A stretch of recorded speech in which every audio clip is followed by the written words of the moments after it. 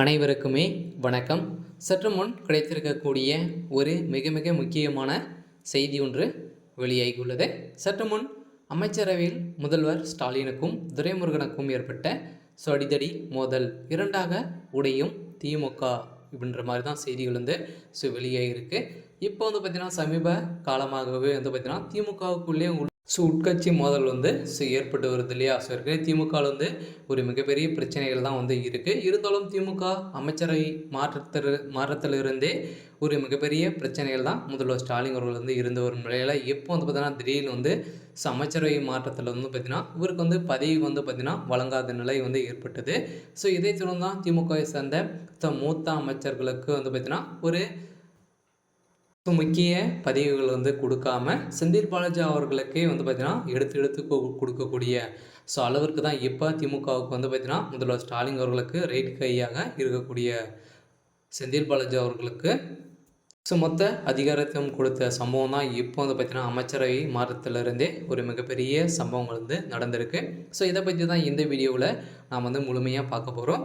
அதுக்கு முன்னாடி நம்ம சேனலுக்கு வந்து இப்போ தான் நீங்கள் வந்து முதல் முறையாக வந்திருக்கீங்க அப்படின்னா மறக்காமல் நம்மளுடைய சேனலை வந்து சப்ஸ்கிரைப் பண்ணி சப்போர்ட் பண்ணுங்கள்.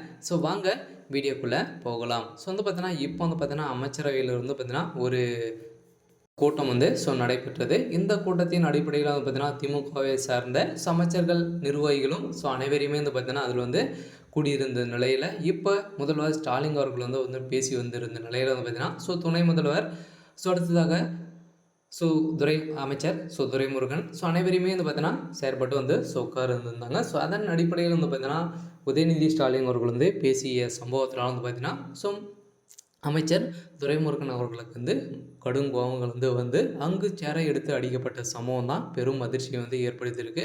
இருந்தாலும் திமுகவில் வந்து பார்த்திங்கன்னா ஒரு முக்கிய புள்ளியாக இருக்கக்கூடியவர் தான் அமைச்சர் துரைமுருகன். இப்போ அமைச்சர் துரைமுருகன் அவர்கள் வந்து பார்த்திங்கன்னா திமுகவிலிருந்து உடைந்து ஒரு 30-40 எம்எல்ஏக்கோடு வந்து பார்த்திங்கன்னா வெளியில் போகிறதாக ஒரு பரபரப்பான செய்தி வெளியாகி வருகின்ற நிலையில் தான் வருகின்ற சட்டமன்ற தேர்தல் வந்து பார்த்திங்கன்னா 2026 திமுகவுடைய குடும்ப அரசியலை ஒட்டுமொத்தமாக ஒழிக்கக்கூடிய அளவுக்கு தான் இப்போ வந்து பார்த்திங்கன்னா நடந்துகிட்டு இருக்குது. இருந்தாலும் இப்போ வந்து பார்த்திங்கன்னா அமைச்சர் துரைமுருகன் அவர்கள் வந்து பாஜகவில் வந்து இணைந்து புதிய கட்சி உருவாக்கக்கூடிய அளவிற்கு தான் இப்போ வந்து நடந்திருக்கு. இருந்தாலும் திமுகவுடைய தலைமையகம் வந்து பார்த்திங்கன்னா பெரும் கதி கலங்கி போய் தான் வந்து இருக்காங்க. இருந்தாலும் திமுகவில் சமீப காலமாகவே பெரும் பிரச்சனைகள் வந்து போயிருந்த நிலையில் அமைச்சர் துரைமுருகனுக்கு வந்து என்ன பிரச்சனை அப்படின்னு வந்து பார்த்திங்கன்னா இவருக்கு தான் வந்து பார்த்திங்கன்னா துணை முதல்வர் பதவி வந்து கொடுத்துருக்கணும் இல்லையா?